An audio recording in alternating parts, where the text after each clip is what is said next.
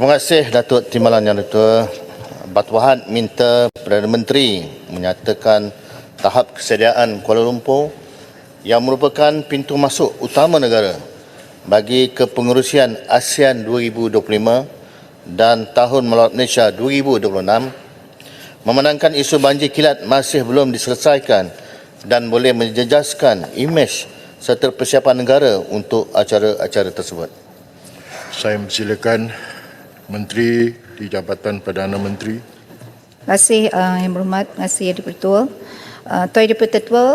Tuan Yang Dipertua menyedari bahawa Kuala Lumpur ini bukan sahaja merupakan pintu masuk utama negara, bahkan selaku ibu negara dan pusat ekonomi serantau, maka kesiapsiagaan berdepan dengan banjir, khususnya banjir kilat, memang diberi keutamaan sepanjang masa, apatah lagi setelah Malaysia mula menyandang kepengurusian ASEAN apabila Yang Amat Berhormat Perdana Menteri Datuk Seri Anwar Ibrahim menerima tanggungjawab itu daripada Laos pada 11 Oktober 2024 di sidang kemuncak ASEAN. Untuk makluman ahli yang berhormat, Dewan Bandaraya Kuala Lumpur memikul tanggungjawab terhadap pengindahan dan kesejahteraan Bandaraya Kuala Lumpur dalam penganjuran kepengurusian ASEAN 2025 dan juga Tahun Melawat Malaysia 2026. Tindakan kesiapsiagaan ini perlu kepada tindakan bersepadu yang menjadi tanggungjawab bukan hanya Dewan Bandaraya Kuala Lumpur selaku pihak PBT, bahkan melibatkan juga agensi-agensi lain termasuklah Met Malaysia, JPS, JKM, agensi penguatkuasaan seperti PDRM, APM dan Bomba serta juga SW Corp dan Alam Flora. Sebagai tindakan jangka pendek, DBKL telah menyelaras tindakan pembersihan sistem saliran seperti longkang dan juga outlet di kawasan terjejas banjir, dan ini adalah bagi memastikan kapasiti sistem saliran berada dalam keadaan yang paling optimum. Selain daripada itu, DBKL juga kini meneruskan kerja-kerja penyelenggaraan sistem saliran seperti kolam takungan banjir terbuka, kolam takungan bawah tanah, penyerenggaan sungai, parit induk dan longkang di tepi jalan dari masa ke semasa dan berkala, terutama apabila ketibaan musim tengkujuh iaitu musim timur laut. Kerja-kerja ini diselaraskan bersama dengan kerjasama pihak JPSKL. Dalam usaha jangka sederhana pula menghadapi insiden banjir kilat di Kuala Lumpur, DBKL menyelenggara 15 kolam takungan banjir terbuka dan juga 9 kolam tertutup bawah tanah. Semua kolam-kolam takungan banjir telah dilakukan pengurikan kelodak atau desiltation mengikut keperluan semasa dan jadual berkala. Longkang-longkang tepi jalan turut dinaik taraf, bukaan seselalunya bagi mengurangkan implikasi banjir kilat. Untuk tindakan jangka panjang pula, pada tahun 2022 dan 2023, sebanyak 7 projek mitigasi banjir telah pun siap, manakala 2024 terdapat 14 projek iaitu 2 projek siap, 4 lagi dalam pelaksanaan dan 8 di peringkat analisa tender. Seterusnya bagi tahun 2025 dan 2027, hingga 2027, 4 lagi projek sedang dirancang. Untuk pengetahuan Yang Amat Berhormat Ahli Dewan, sebenarnya pembangunan Kuala Lumpur telah mengintegrasikan elemen climate change, adaptation dan konsep sponge city. Setiap kelulusan pembangunan adalah terancang dan perlu mematuhi reka bentuk mengikut manual saliran mesra alam MASMA edisi kedua serta kawasan hakisan dan kelodak ESCP untuk mengawal aliran air semasa kerja tanah bagi memastikan kesan banjir diminimumkan. Rangkaian ini termasuklah penerapan reka bentuk bandar sensitif air seperti bioswale, taman hujan dan juga tanah lembap. Semua pemaju kini juga diwajibkan untuk melaksanakan MASMA edisi kedua serta sistem saliran mampan seperti bioecots dalam setiap projek pembangunan mereka. Kita juga boleh belajar dari negara-negara lain seperti China dan Jepun.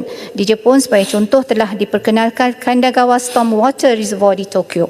Kaedah intervensi yang kompleks dan berteknologi tinggi ini mampu menyelesaikan masalah banjir kilat yang sering berlaku di Kuala Lumpur. Walau bagaimanapun, kos yang besar menjadi cabaran kepada kerajaan dalam usaha negara menuju belanjawan surplus. Terima kasih. Yang Berhormat Batu Pahat, soalan tambahan. Soalan tambahan, Menteri, apakah sebab pasukan keselamatan sampai lewat ke lokasi banjir baru-baru ini dan apakah langkah-langkah yang boleh dilaksanakan supaya tindakan segera boleh diambil bagi mengelakkan kemalangan jiwa yang diakibatkan oleh bencana banjir kilat? Yang Berhormat Menteri, sila jawab. Terima kasih, Yang Bertua.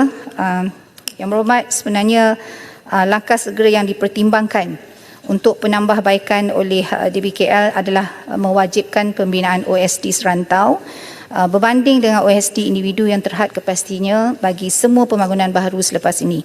Sekiranya YB Batu Pahat merujuk kepada kejadian banjir pada 15 Oktober baru ini, sebenarnya saya amat bersyukur kerana kejadian baru ini tiada sebarang kemalangan jiwa dan juga mungkin kerusakan yang besar. Namun saya merakamkan rasa keprihatinan saya terhadap mangsa-mangsa yang terlibat. Daripada hari tersebut, Yang Berhormat, laporan meteorologi menyatakan hujan bermula pada 8.30 pagi dan berhenti sekitar 10.45 pagi. Jadi sebenarnya dalam tempoh 2 jam 15 minit, pasukan petugas JPS dan juga DBKL telah pun berada di lapangan dan berusaha untuk melencongkan laluan air dan membantu dalam menyuraikan air. Jadi kalau Yang Berhormat berkata lewat sampai itu adalah kurang tepat lah ya.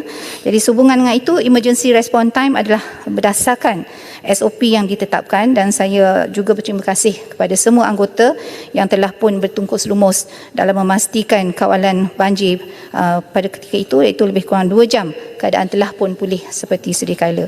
Jadi saya sendiri telah pun sebenarnya memanggil jawatankuasa bencana negeri dan mendapatkan taklimat secara terus dan secara langsung daripada semua agensi yang terlibat.